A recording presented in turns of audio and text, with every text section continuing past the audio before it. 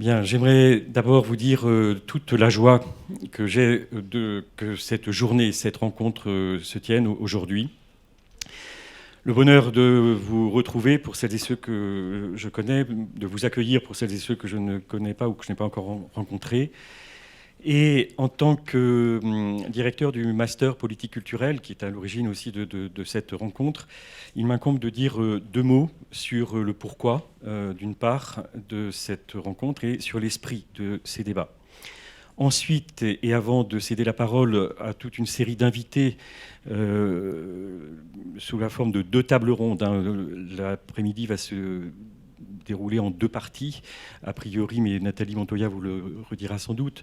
1 heure à la table avec 5 ou 10 minutes chacun, et puis 1 demi-heure pour les débats et les questions ensuite. Et c'est pour ça que vous avez donc une économie générale avec deux moments.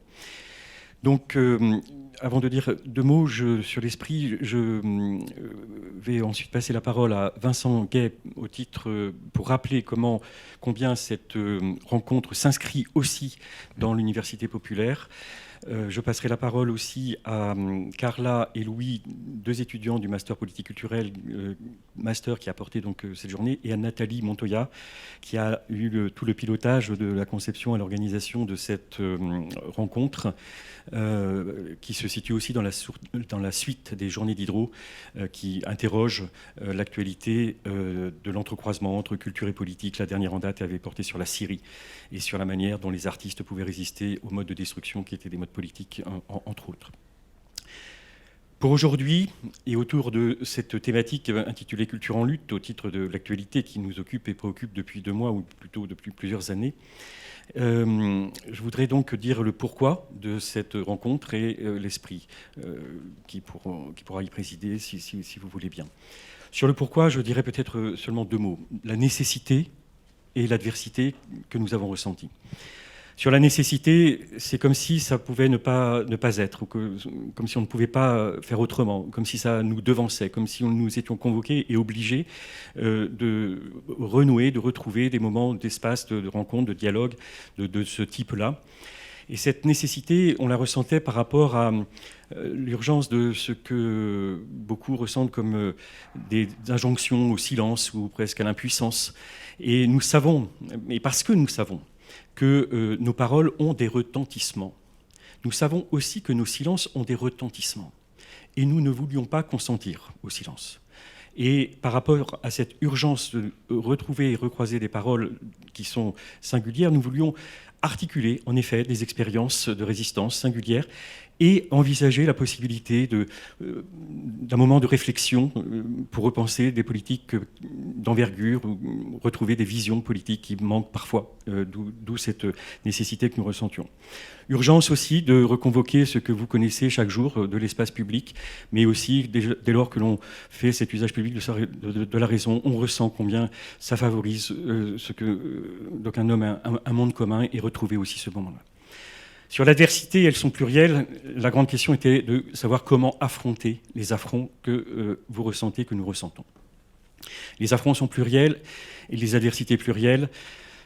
L'adversité peut être liée à l'aliénation de nos vies, matérielles et physiques, et aliénation de soi, aliénation du monde, mais aussi à la destitution de nombreuses formes de représentation. Et je pense ici à toutes les dimensions aussi de contournement, d'affaiblissement des partenaires sociaux, bien sûr, mais aussi de destitution ou de volonté, ou de velléité de volonté de destitution des grandes institutions de protection sociale, mais aussi des institutions culturelles ou des grandes institutions qui forment le socle aussi d'une vie artistique et culturelle.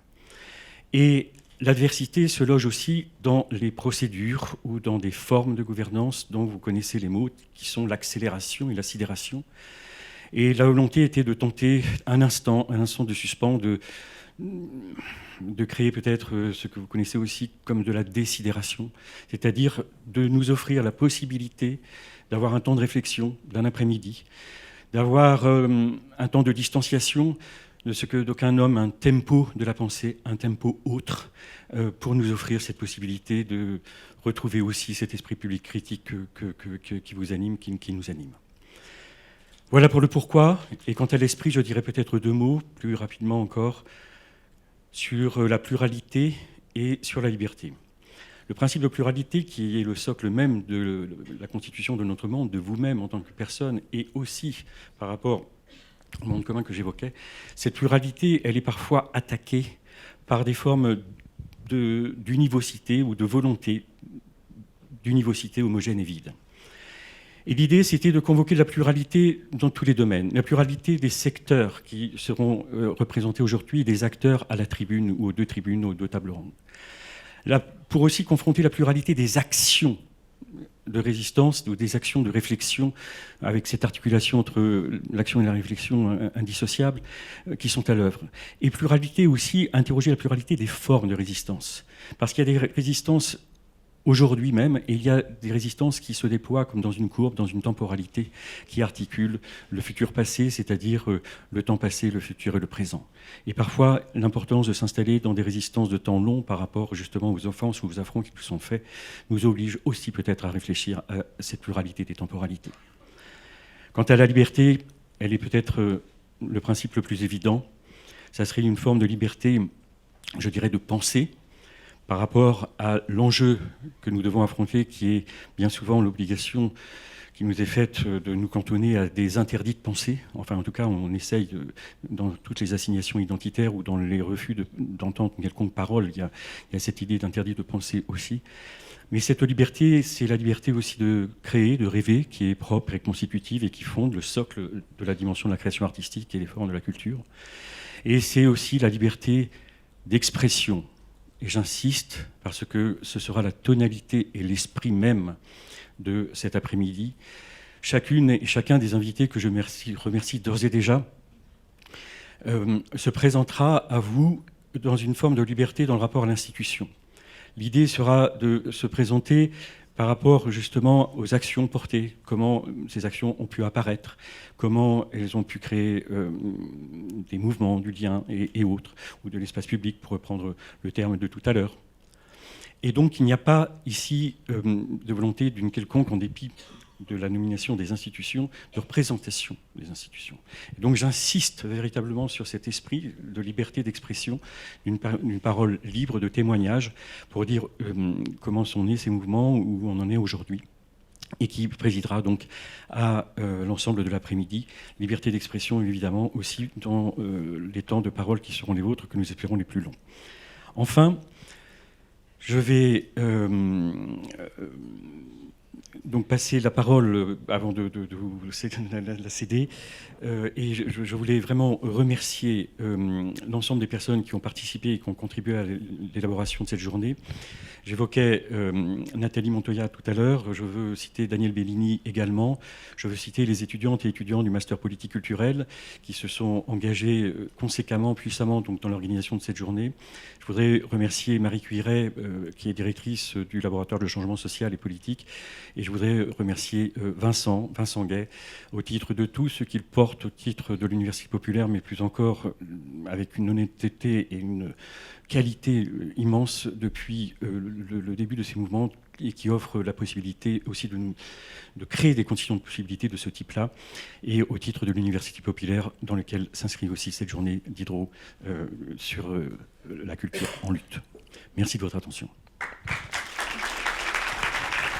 Merci beaucoup à Laurent. J'ai un peu rougir parce que par ailleurs, bon, même si ça fait très plaisir, je pense que ce qu'il dit sur ce dernier mot, c'est bien sûr en fait dans le cadre d'un mouvement collectif, dont je ne suis qu'un des membres. Et ce mouvement collectif, effectivement, il est intéressant qu'on en parle aujourd'hui dans un secteur, on va dire professionnel, mais peut-être pas seulement professionnel, qui aussi symboliquement représente un certain nombre de choses, et qui a été et qui est encore très important dans ce qu'on vient de vivre sur la question, dans le mouvement social contre la réforme des retraites.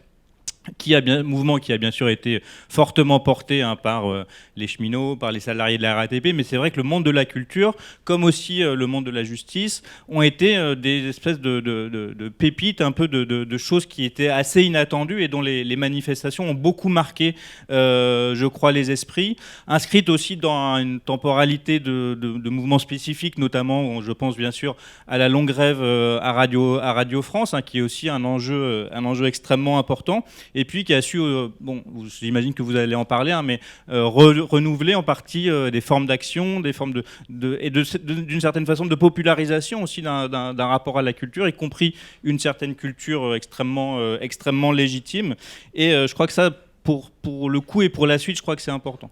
Deuxième aspect, c'est qu'effectivement, ça m'a aussi rappelé le fait que depuis longtemps, au moins depuis 2003, la question de la culture, et à travers les enjeux qui touchent les intermittents du spectacle, a été aussi au cœur de ce qui était un enjeu de la retraite. Qu'est-ce qu'on fait finalement de notre salaire collectif, de notre salaire socialisé? Est-ce qu'il ne peut pas servir à autre chose qu'à travailler uniquement au quotidien? Et je crois qu'effectivement, il y a une forme aussi de continuité dans ce secteur-là. Troisième élément, je crois que par rapport à ce qu'on vit aujourd'hui à l'université, on faisait des affiches ce matin, on ne savait pas toujours trop quoi écrire, mais il y avait un mot qui revenait systématiquement, c'était le mot de précarité. C'est-à-dire qu'effectivement, une des dimensions fortes de ce qu'on vit, à partir du moment où on se mobilise à l'université, qu'on commence à se poser des questions sur le fonctionnement de l'université, la question de la place des précaires, des non-titulaires. Bon, je vois des étudiants à qui on en parle régulièrement, donc je ne vais pas refaire le topo habituel, mais je crois qu'effectivement, c'est quelque chose qui est transversal à beaucoup de secteurs professionnels. L'inquiétude par rapport à l'avenir, l'instabilité économique, etc., etc.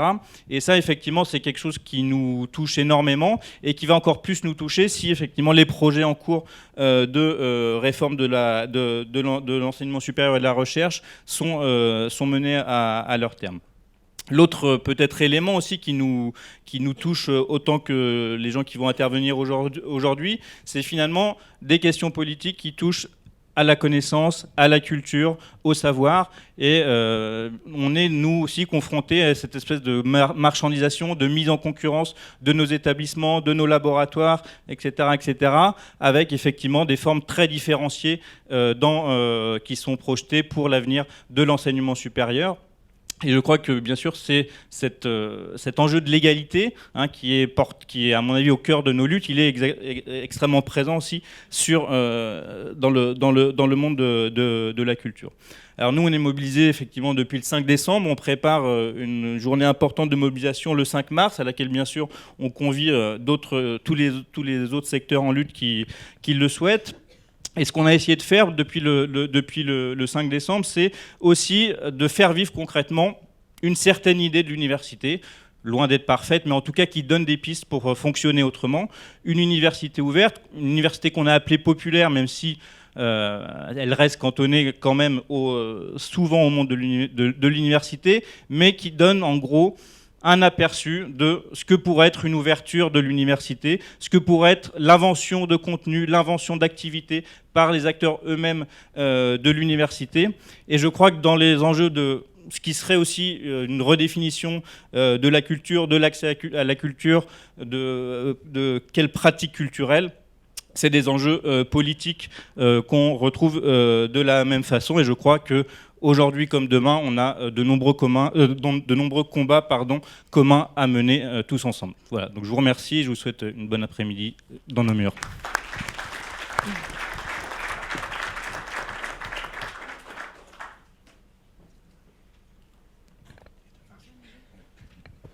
Bonjour, oui, c'est bon.